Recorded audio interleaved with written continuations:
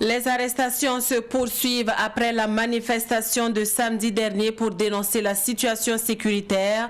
Hier, le secrétaire exécutif du mouvement Sauvons le Burkina Faso a été arrêté alors qu'il animait une conférence de presse.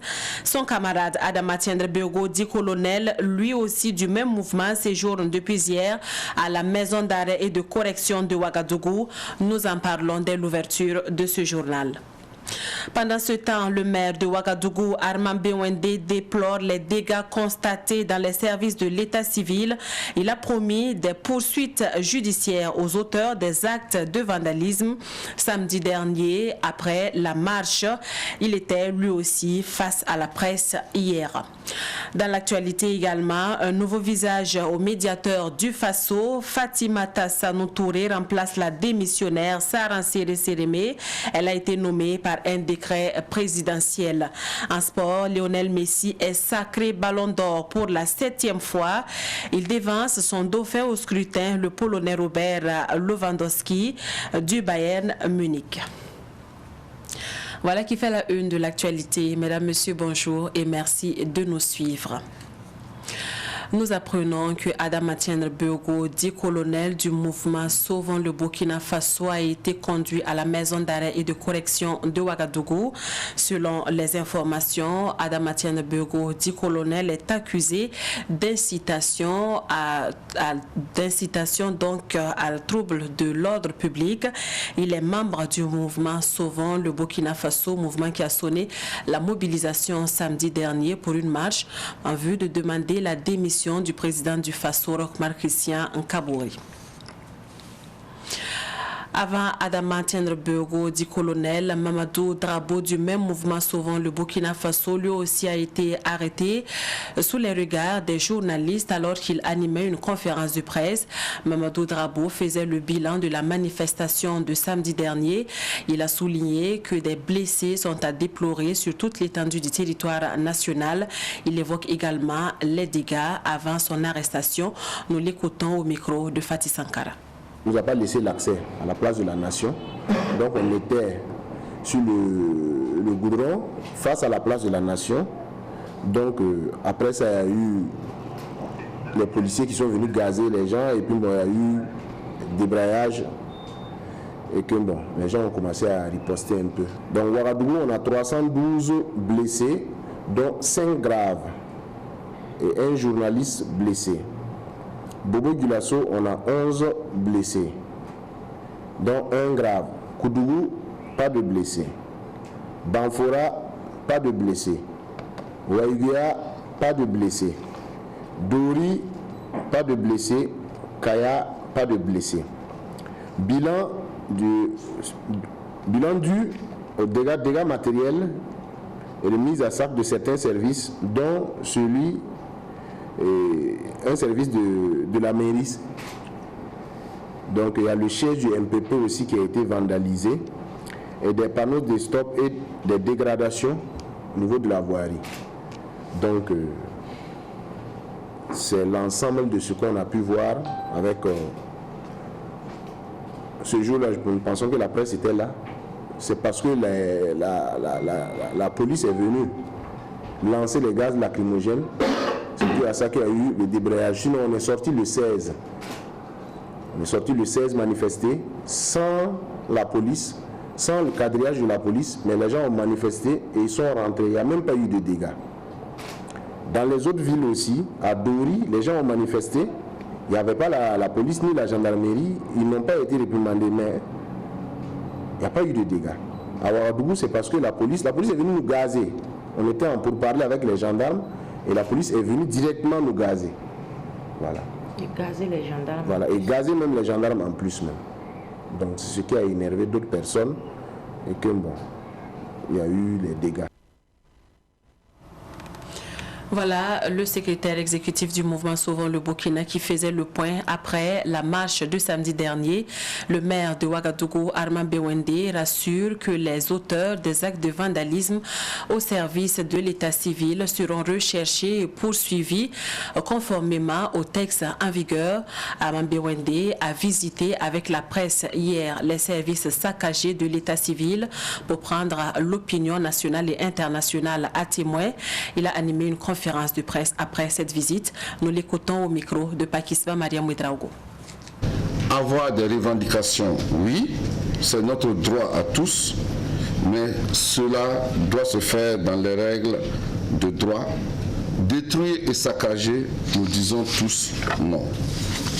Chacun doit être conscient de sa responsabilité et des conséquences des actes posés sur le bien de toute la collectivité. S'en prendre à l'hôtel de ville, puis au bâtiment de l'état civil, saccager et détruire la quasi-totalité des archives n'est pas la bonne réponse dans la lutte contre le terrorisme. Les actes de destruction perpétrés au niveau de la mairie de Ouagadougou sont simplement inacceptables et ce vandalisme finalement vient beaucoup plus nuire à nous-mêmes car ce sont les papiers d'état civil de nombreuses familles d'identité qui sont détruits. Mais en tout cas, plusieurs d'entre eux ont été identifiés et surtout ceux qui ont saccagé l'état civil ont été clairement filmés. Leurs visages sont visibles, mais ils seront poursuivis comme la loi le prévoit et devant les institutions qui sont en charge de cela. Donc pour cela également, il faut être rassuré que ces actes ne vont pas rester impunis. La situation sécuritaire se dégrade et l'heure est grave, mais c'est main dans la main autour du chef de l'État, Roch-Marc Christian Kaboré, que le Burkina Faso pourra mettre un terme au terrorisme. C'est ce que pense l'Union Burkina Managabzanga. Cette union invite les Burkinabés à s'unir davantage pour faire face au terrorisme. Les membres de l'Union étaient face à la presse à Bobo Dioulasso pour donner sa lecture de la situation nationale. Le compte-rendu complet avec Raymond Salif-Zida de Savane Media Ouest. Dans son analyse de la situation, l'Union Burkina Managabzanga trouve que l'heure n'est pas à la division, mais à l'union sacrée autour du président du Faso, chef de l'État. Les conférenciers reconnaissent la gravité de la situation sociopolitique nationale, mais estiment qu'au regard des défis sécuritaires majeurs, l'union des fils et des filles du pays derrière le chef suprême des armées pourrait permettre d'en venir à bout de la spirale terroriste. Nos actions sont orientées dans des œuvres sociales telles que le soutien des orphelins, celui des veuves et des personnes vulnérables, mais aussi, surtout, dans la culture et de la cohésion. Cependant, nous ne pouvons entreprendre que lorsqu'il y a la paix dans notre pays. Le Burkina Faso est menacé par les problèmes sécuritaires et notre préoccupation demeure de soutien aux forces de défense et de la sécurité. L'Union Burkina Managabzanga lance un appel solennel au peuple du Burkina Faso de s'unir afin de lutter contre ces fléaux.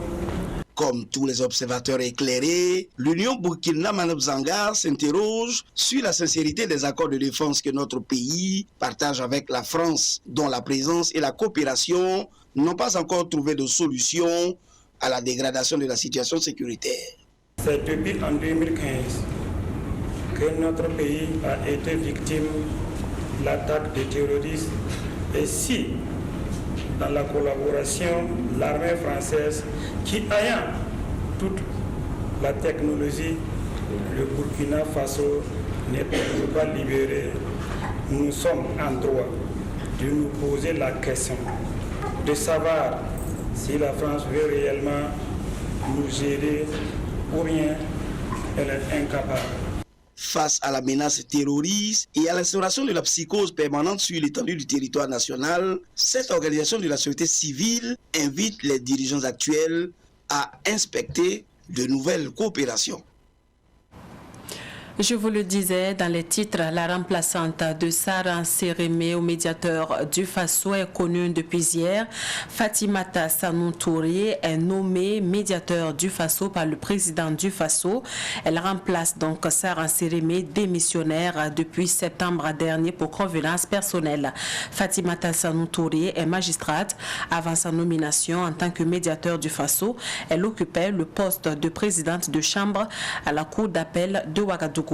Elle était également présidente de l'Association des femmes juristes du Burkina. Avis aux consommateurs de pain, le prix de la baguette de pain risque de connaître une augmentation. Le prix risque de passer de 150 francs à 200 francs CFA d'ici à la mi-décembre. L'information vient tout droit de la Fédération burkinabé des patrons de boulangerie, pâtisserie et confiserie qui justifie cette hausse par des difficultés liées notamment à l'augmentation du prix de la farine et à une concurrence déloyale d'un des leurs. Une information donnée à travers un communiqué signé par le président de la Fédération des patrons de boulangerie, pâtisserie et confiserie. À la CGTB, la Confédération générale du travail du Burkina, Moussa Diallo, pilote désormais, et ce depuis hier, les activités. Il succède à Bassol Mambazi qui aura passé 8 ans à la tête de cette confédération syndicale. La passation de charge est intervenue hier à Ouagadougou. Le nouveau secrétaire général de la CGTB a pris l'engagement de défendre les intérêts des travailleurs du Burkina Faso. Le gouvernement burkinabé décide de reporter la date de la conférence internationale des partenaires pour le financement de la phase 2 du plan national de développement économique et social PNDS 2. Cette rencontre qui était prévue jeudi et vendredi prochain en Belgique a été reportée au regard de l'évolution de la maladie à coronavirus selon le gouvernement et au regard de sa propagation dans la rapidité en Europe. Rappelons que le coût global du PNDS phase 2 est estimé à plus de 19 000 milliards de francs CFA, une somme destinée à rétablir la paix et la sécurité au Burkina Faso et à relancer l'économie burkinabé. Parlons à présent du procès de l'assassinat de Thomas Sankara et ses 12 compagnons. Hier, plusieurs accusés étaient à la barre. Rappel avec Stéphane Sanou.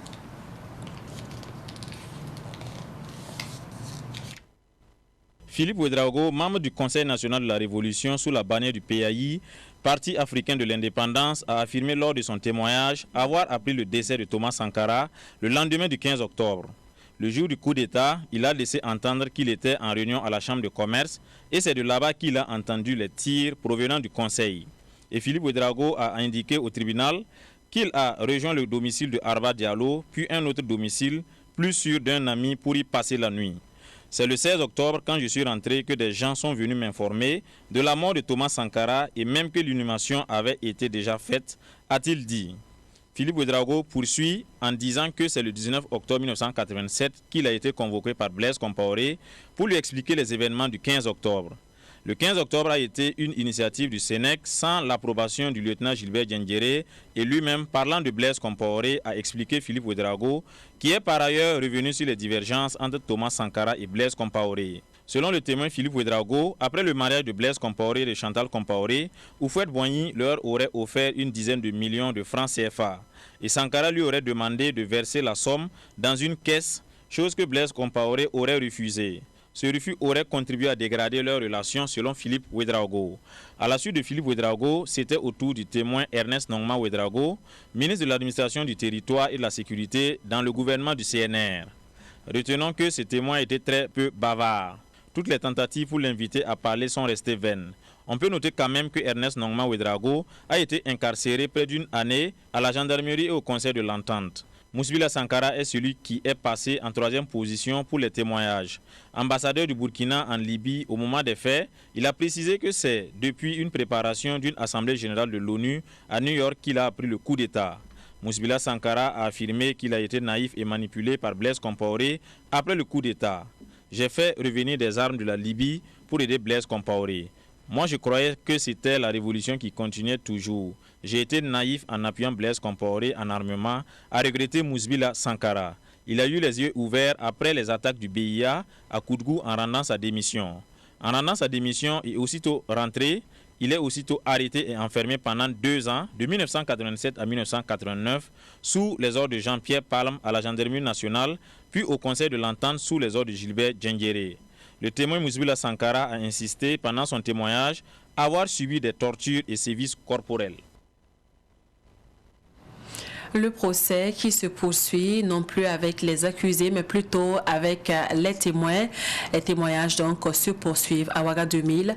Le point de la journée d'aujourd'hui vous sera fait dans nos prochaines éditions. Dans la suite de cette édition, 20 jeunes se lancent dans l'entrepreneuriat sous la coupe du Fonds de développement culturel et touristique. Ces jeunes ont été choisis dans le cadre du projet d'incubation de start-ups. Les précisions de Micheline Zongo. Ces 20 entrepreneurs sont issus des secteurs de la communication et du marketing digital, de la restauration, de l'audiovisuel, de l'événementiel et de l'administration culturelle. Ils ont depuis le mois d'août appris les fondamentaux d'un bon entrepreneur.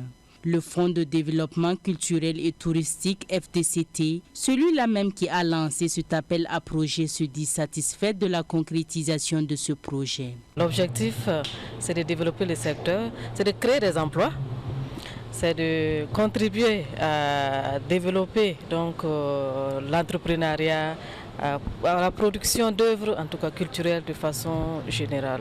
Voilà, donc on peut dire que c'est un pas vers l'atteinte de nos objectifs. En tout cas, on a été très satisfaits de la mise en œuvre de ce projet-là. Quant aux nouveaux venus dans l'entrepreneuriat, ils se disent prêts pour affronter ce nouveau challenge. Nous sommes prêts pour aller sur le terrain, mais en même temps, nous sommes humbles et nous savons aller en toute humilité vers nos aînés pour pouvoir apprendre davantage. La marraine Valérie Kaboré s'adresse à ses filleuls par des conseils. C'est des engagements qu'ils ont pris et de créer des entreprises. Donc tout ce qu'on peut leur dire, c'est d'avoir un sacré courage, être engagé, croire à leur idéal et travailler dans la franchise et dans l'abnégation pour avancer dans ce qu'ils font. Et ne jamais baisser les bras, parce que l'entrepreneuriat, c'est un chemin truffé d'embûches. Ces 20 entrepreneurs sortent de cette formation avec les équipements nécessaires pour le bon déroulement de leurs entreprises, a affirmé l'un des formateurs, Salif Sanfo. Ce projet d'incubation a été réalisé par la structure Challenge Communication. Parlons sport à présent. Le championnat national de football de la 2e division, saison 2021-2022, a ouvert ses portes le week-end dernier avec les oppositions de la première journée. Et cette première journée a bouclé ses rencontres hier dans la poule A avec 2 matchs au stade municipal Dr Issoufou Joseph Konambo. C'était en présence de Ruben Wilson Kodjo. La première opposition mettait aux prises le Kano du Sud au Real du Faso. Après un score d'1-0 en faveur du Real du Faso à la pause, à la reprise, le Kano du Sud attaque à outrance pour mettre les pendules à l'heure. Mais le Real du Faso, plus entreprenant et bien en place, empêche son adversaire du jour à faire trembler ses filets. Et c'est avec réalisme que le Real du Faso double la mise sur penalty avant de clouer définitivement le Kano du Sud par un 3e but. Score final, le Real du Faso 3, Kano du Sud 0.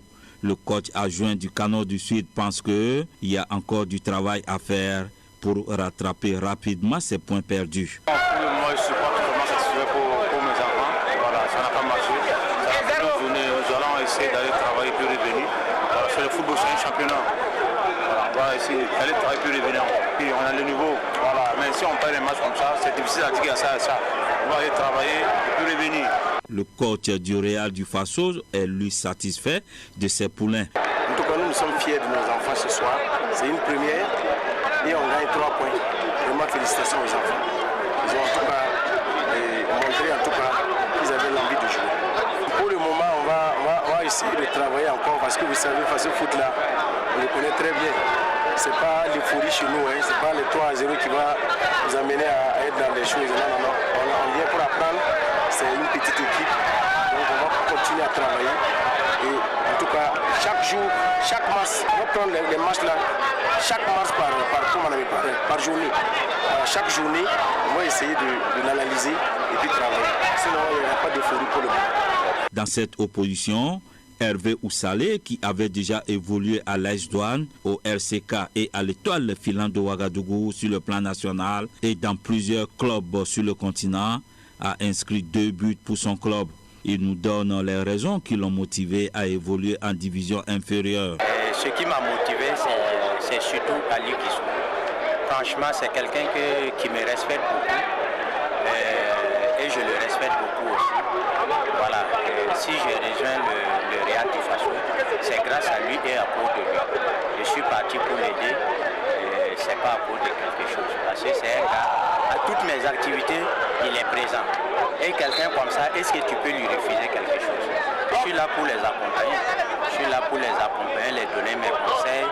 Et voilà, je pense que ça a marché aujourd'hui et on va continuer match par match et voir si on peut prendre les 3 points. En deuxième rencontre, toujours au stade municipal Dr Issoufou Joseph Konombo, COSAF a battu l'USO par 1-0.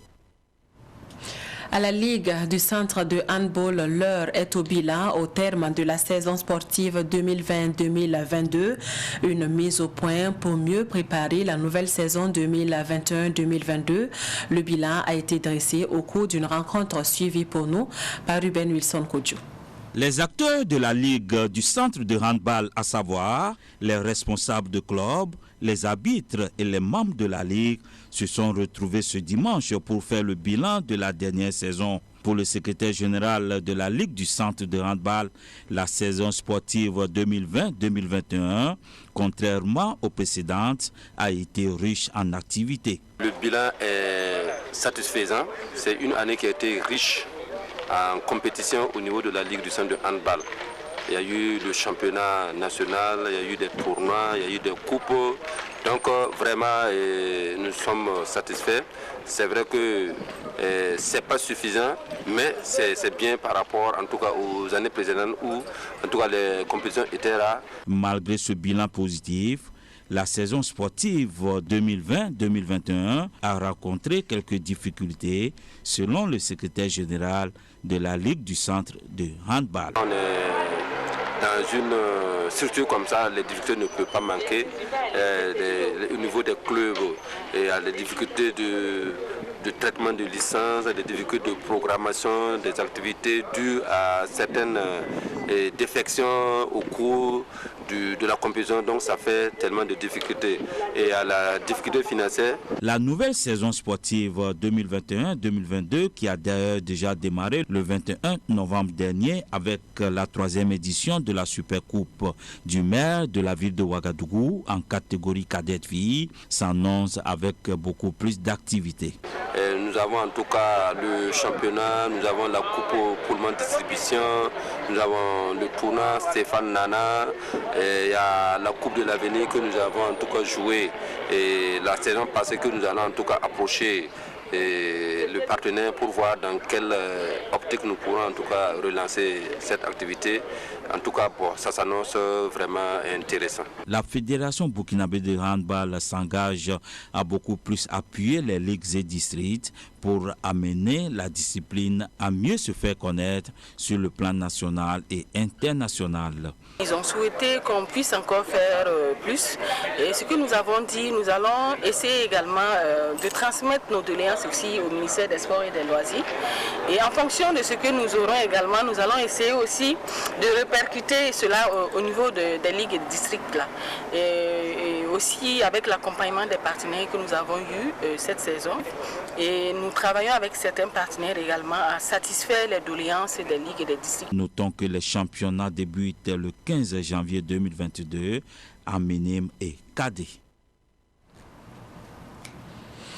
Nous sommes toujours en sport et nous parlons du sacre de Lionel Messi, 7 fois Ballon d'Or.